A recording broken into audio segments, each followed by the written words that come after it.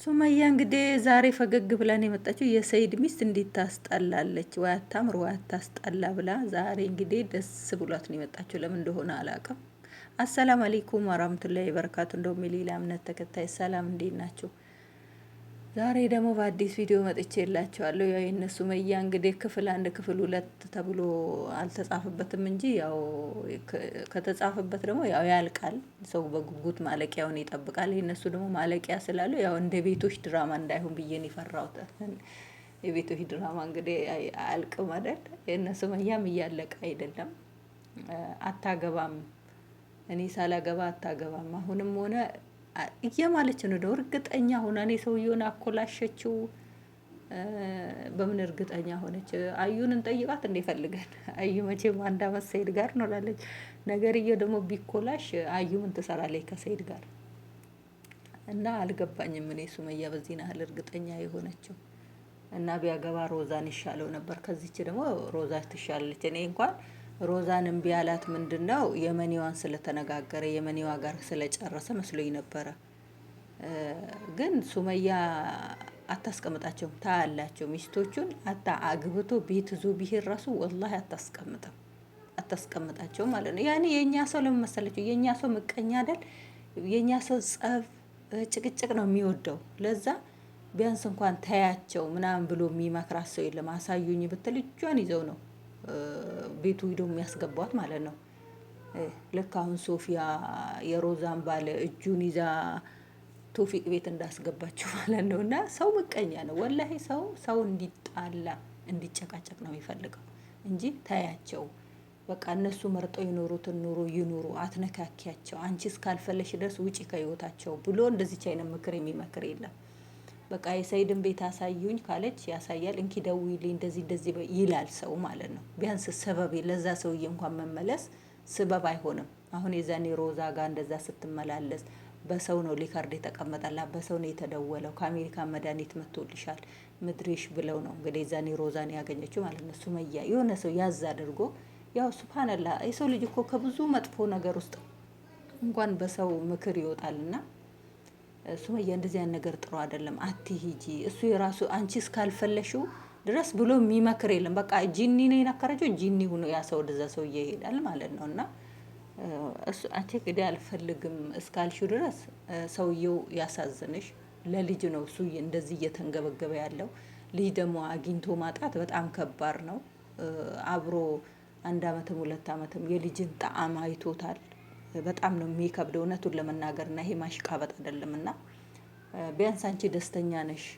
ልጆችሽ ህጻናቶች ናቸው፣ ያጫውትሻል። አፋቸው ማር ነው፣ ሽታቸውን በቃ እውድ ናቸው እነሱ ማለት ነው። በቃ ስተኝ ስትነሺ ከፍቶሽ እንኳን ተኝተሽ ስትነሺ ልጆችሽን ስታያቸው ሁሉን ነገር ትረሻለሽ። ቢቸግርሽ፣ ቢረባሽ፣ ቢከፋሽ ልጆችሽን ስታይ ሁሉን ነገር በእነሱ ትረሻለሽ ማለት ነው። ግን ያ ደግሞ አንቺ ጋር ያለው ስሜት ደግሞ ሰይድ ጋር እንዳለ ተወስዶበታል።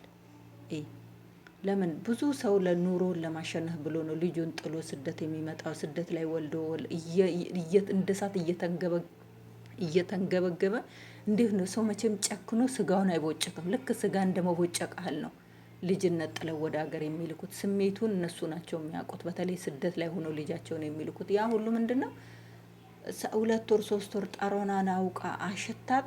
የኑሮ ጉዳይ ደግሞ ልጇን ነጥላ ስትልክ በጣም ነው የሚያመው። ሰይድም ባላሰበው ነገር ነው ያ ነገር የገጠመውና ምን አለ ሁሉን ነገር የሰው ልጅ መቼም ያለውን ነገር ወደ አላህ ነው የሚያስጠጋው። ለአላህ ብለሽ አላህ አማና ይበላል። ሁሉን ነገር ለአላህ ትተሽ ምን አለ ተመልሰሽ አብረሽ እሱም የሚመኘውን ልጆቹን የሚናፈቃቸውን ልጆቹን። አሁን አንቺ እዚህ ላይ ብዙ ገልጸሻል። ልጆቹን ይዞት እጃቸውን ይዞ ትምህርት ቤት ሄዶ እጁ አብልቶ ምን ብሎ ያ ነው አባትነት። እሺ አንቺ ነፈክሽ እኮ እሱ እኮ ጥፋት የለበትም እውነቱን ለመናገር።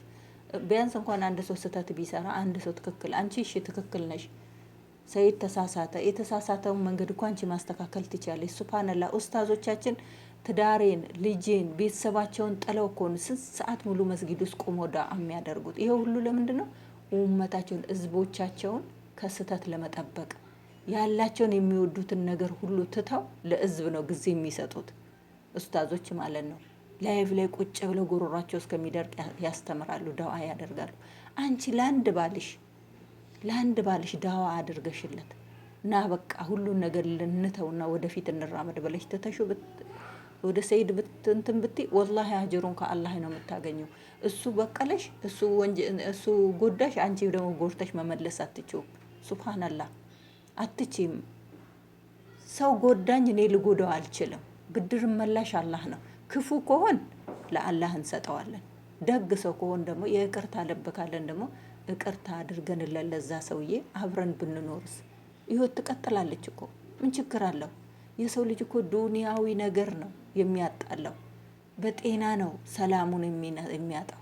ምን የመሰለ ቤት ውስጥ ኑሮ ዱንያ ካለችው ጤና ካሌለው ትርጉም አለው? ትርጉም የለውም። አሁን ይሄ ልጅ ብር አለው፣ ወጣት ነው፣ ሁሉ ነገር ብዙ ነገር ያምረዋል። ግን እየተሯሯጠ ነው እድሜውን እየጨረሰ ያለ። ወጣትነቱን እንኳን አልተጠቀመበትም። በቃ ጥፋት አጠፋ። እኛ እኮ በኒ አደም ነው። ሱብሃንአላህ ይቅርታ አድርጊለትና በቃ ለአላህ ብለሽ ለሰው የሰው ማለቱን ትተሽ ማለት ነው። አላህ ልቦና ይስጥሽ ላንቺም ማለት ነው። እሱ እንግዲህ እንደዛ ዘቅ ከፍ ብሎ የምትይውን ነገር ሁሉ እየታዘዘልሽ ሁሉን ነገር እያለልሽ አንቺ ማትረጅ